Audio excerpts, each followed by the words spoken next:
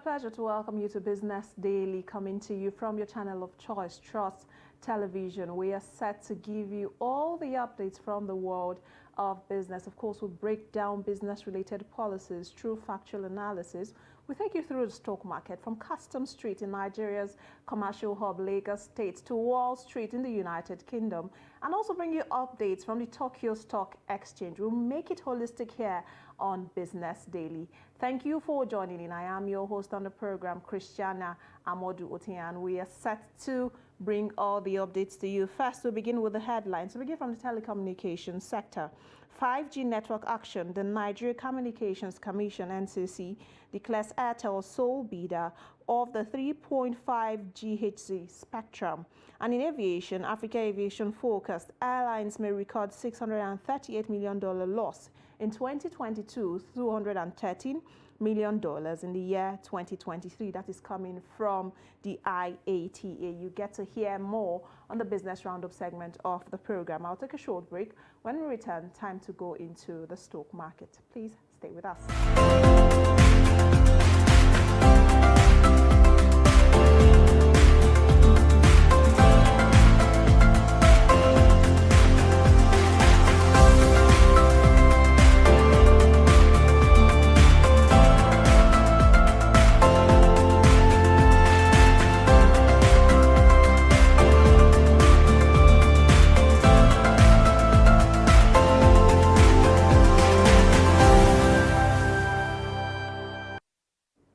Welcome back. Now let's get straight into the stock market. To begin from the local buzz in Nigeria, the Nigeria Exchange.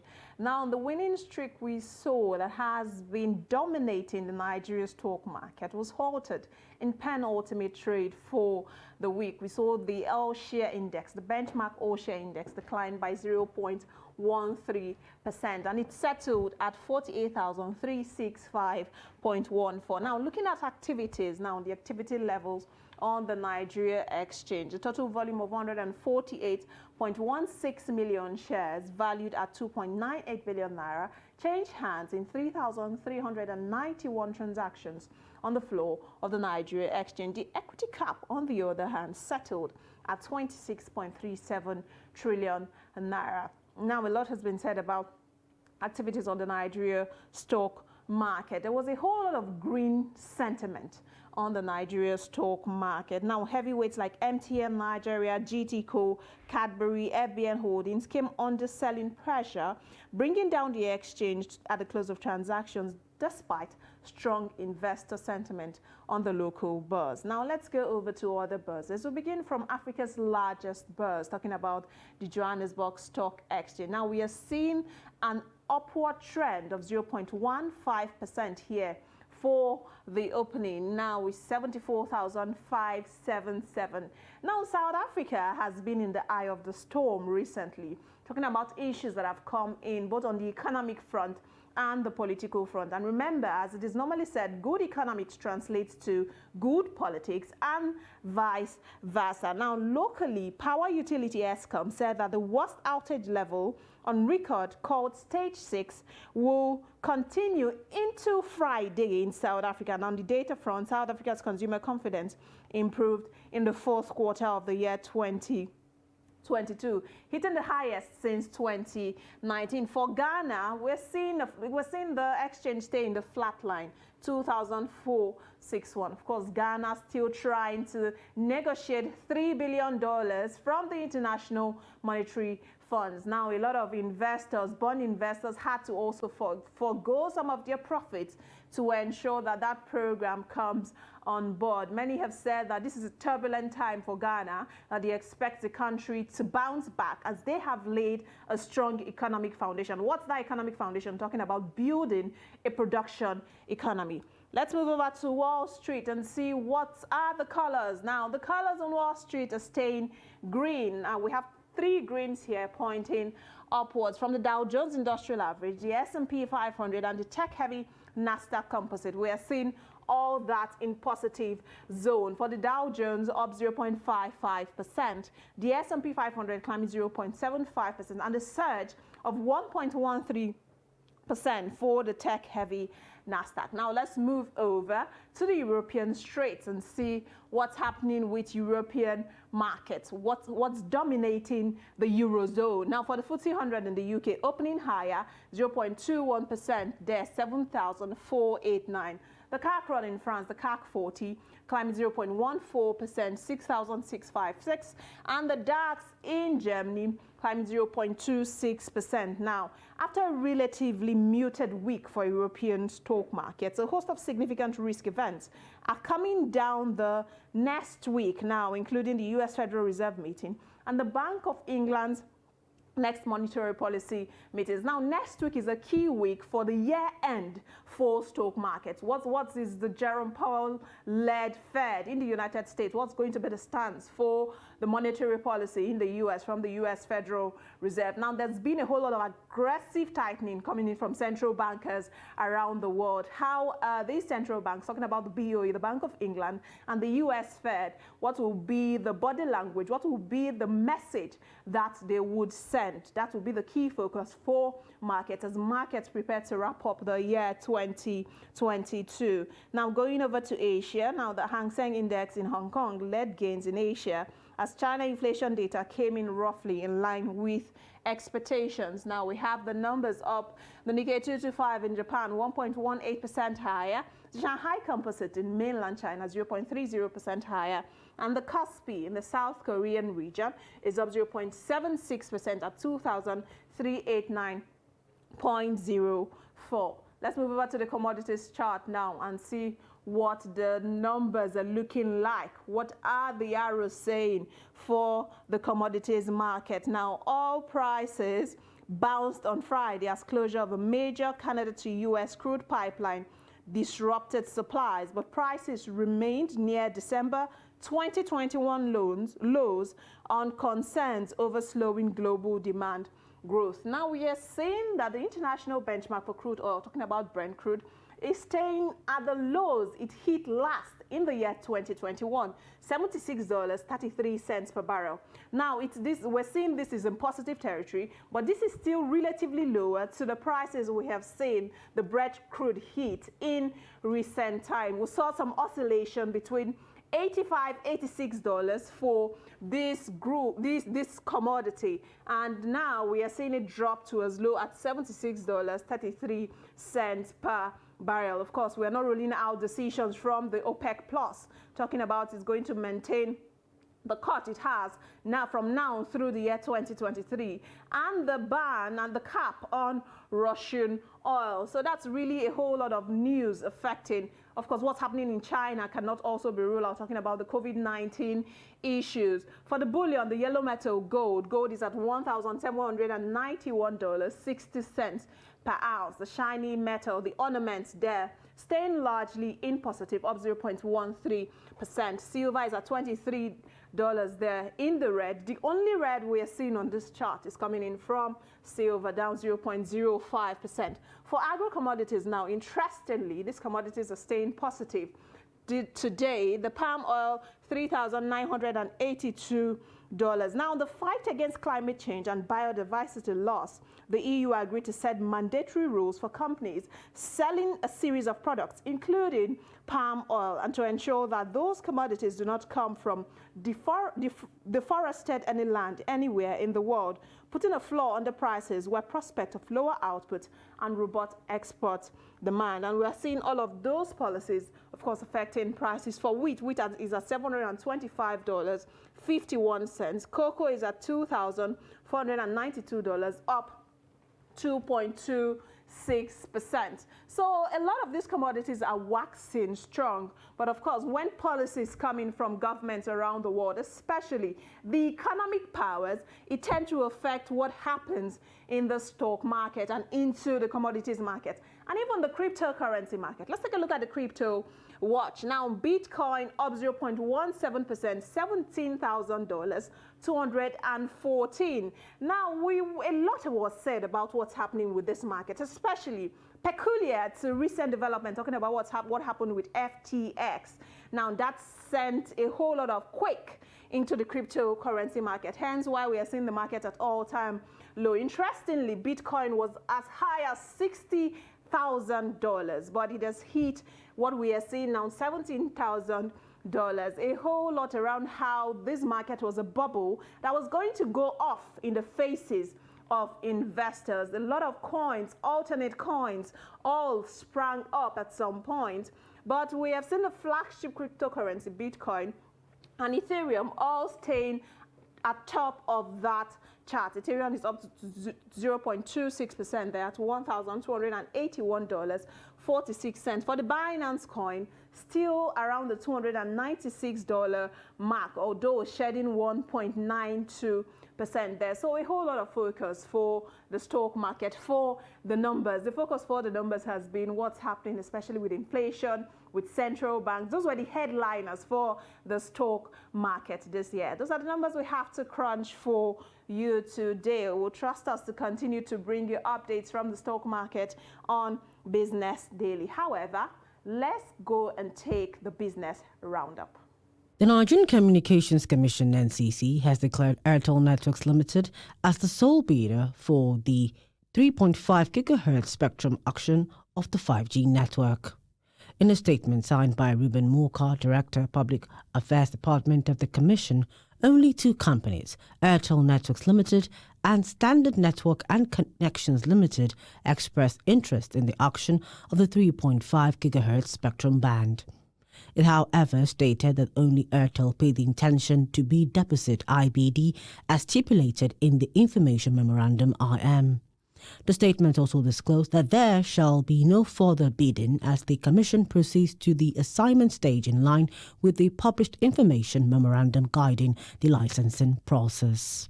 The International Air Transport Association, IATA, has announced that African carriers are expected to post a loss of $638 million in 2022, narrowing to a loss of $213 million in 2023. IATA said in 2022, airline net losses are expected to be $6.9 billion, which is significantly better than losses of $4.20 billion and $137.7 billion that were realized in 2021 and 2020, respectively. It also projected that passenger demand growth of 27.4% is expected to outpace capacity growth of 21.9%. The association also said it projects a return to profitability for the global airline industry in 2023, identifying passenger and cargo growth as the main drivers of the expected profitability. The global body also said that cargo markets are expected to come under increased pressure in 2023.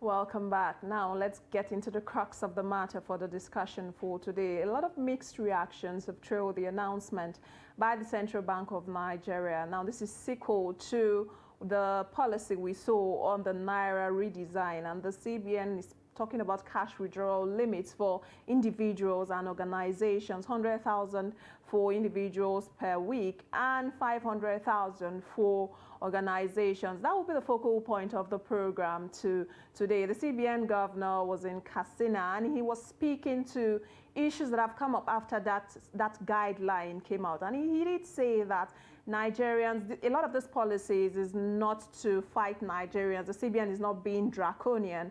These policies are to ensure that the financial system is buffered up and, of course, promotes cashless policy in the country. I'm being joined on the program now by Oji Adoga. He's a financial advisor and also a key player in this space, talking about where this decision, where it will hit now and how it will affect them. That's talking about the microfinance space. Welcome to the program. Thank you very much. Now, I just want to get your reaction. When you saw the guidelines, maybe on TV, on social media, how did you react to it? actually, I saw it on Twitter, and the reaction was mostly negative from a lot of people. It's actually difficult to have a reaction to things like this when you don't know the details, right? Yes. So upon looking at it and reviewing it, I actually saw that it was a very good idea because we've been hearing about the cashless, the transition into cashless economy Yes. for over a decade now.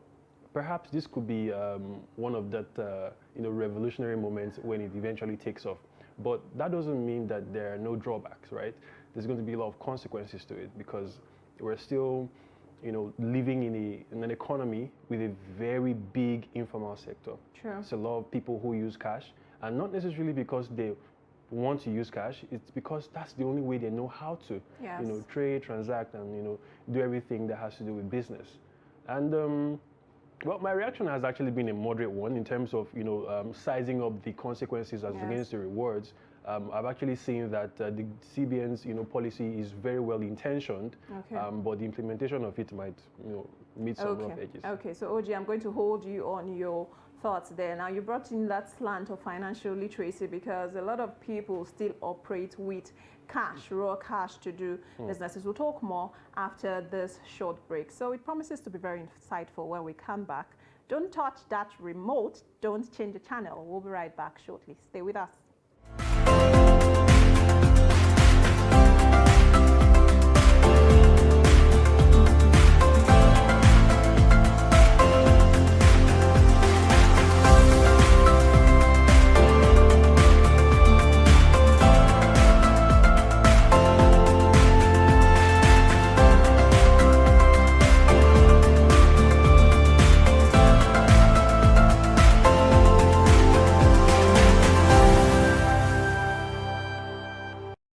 Thank you for still staying there with us. Now, as we continue the program, let's quickly take a look at this excerpt of the Governor of the Central Bank of Nigeria, Godwin Emefiele, speaking to issues that have come up after the announcement of the cash withdrawal limit guideline. Take a listen.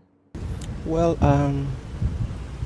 the Senate of the Federal Republic's National Assembly, they are legislative arm of the government, and from time to time, we brief them about what is happening, about our policies, and I'm aware that they have asked for some briefings, and we will brief them.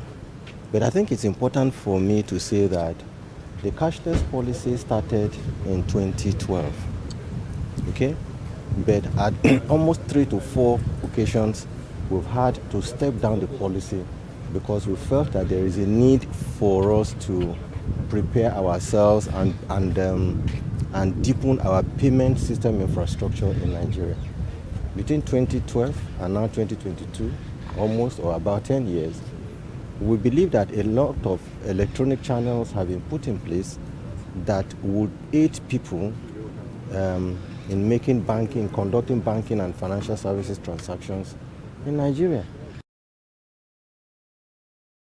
There you have it there. Godwin Emefiele, the Governor of the Central Bank of Nigeria, speaking to issues around the cashless economy. I still have Oji Adoga with me here in the studio, and you've heard the CBN Governor there speaking about the cashless economy 2012 up till date, and there are still some people that are not aware that there are bank apps. Absolutely. There are still some people that are not aware that there is a USSD code you can use to transact.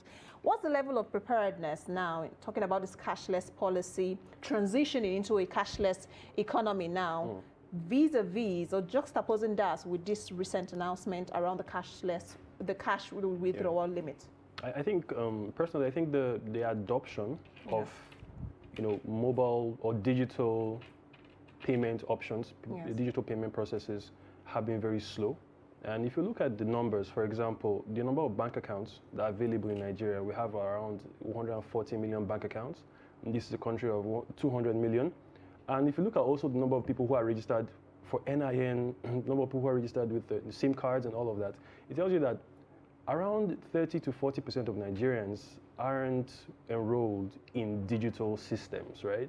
So while the policy is actually amazing, it is going to exclude many people. Right. So what is happening is that the CBN is saying it is long overdue. We've been on it for a long time. This isn't the first time we've had the cashless policy, and we've had to roll it back. We had to like, dumb it down a little bit because, well, people are not ready. And people will never be ready if we don't take this drastic action. But I think what I'm saying is, I'm thinking that, it will be negotiated downward. It will be, right? Yes. But if the CBN doesn't do this eventually, nobody will take it serious. Yes. What they are trying to do, what the CBN is trying to do is to, fight a number of things. The first thing they're trying to fight is counterfeiting and forgery of the naira. They're also trying to force everyone to go cashless so that they can track money. Sure. Proceeds of all of those illicit activities are going to be pretty difficult to now store in the bank and keep somewhere.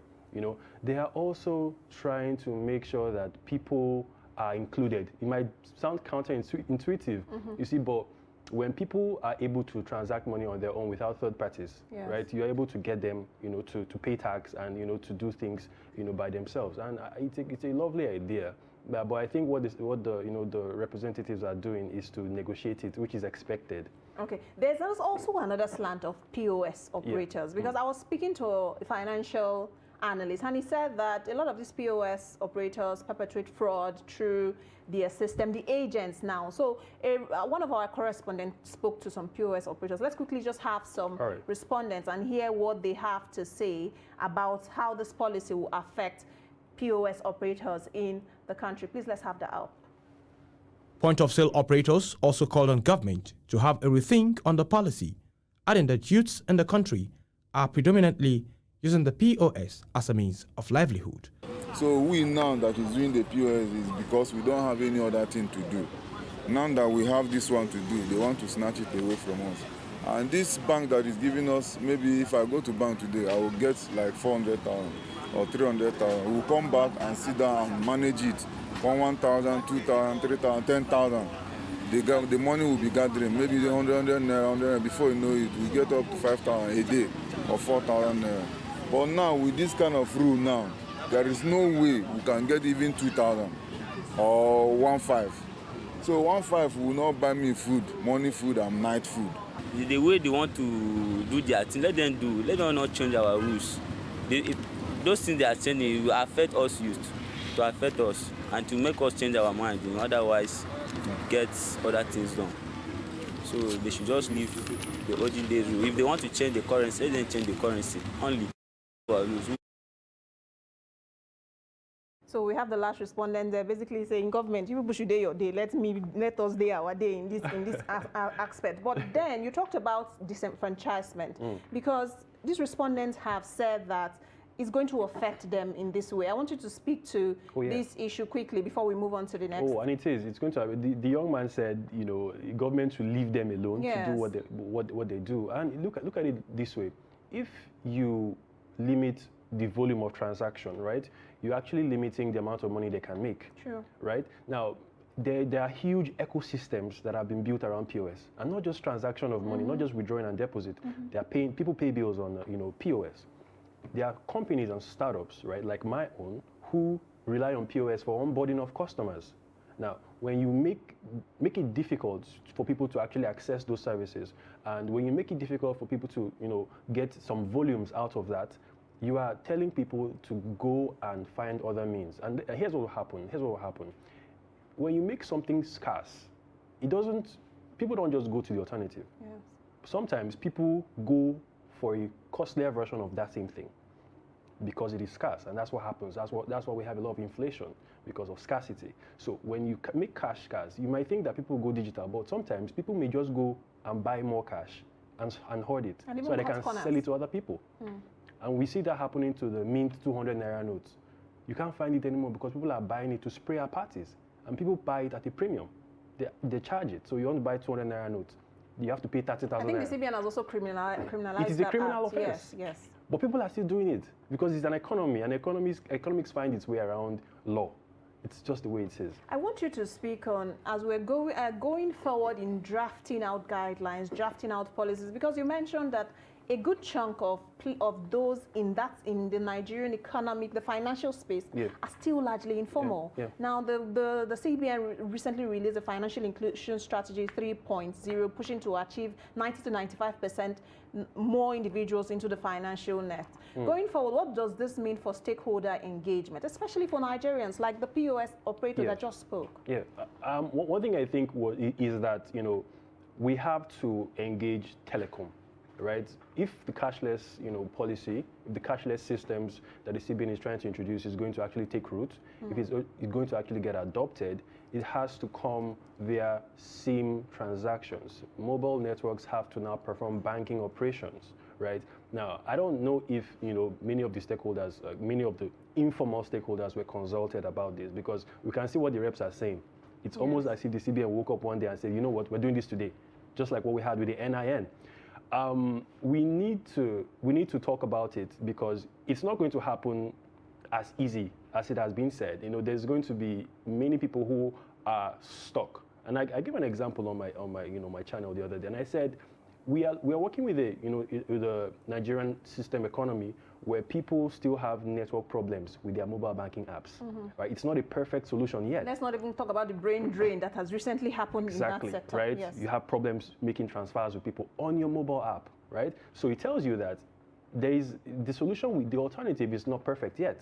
So it means that when a person who can't transact some volumes on on their POS or on their stuff goes to the other side and they have a withdrawal limit, it means that you are making them get stranded.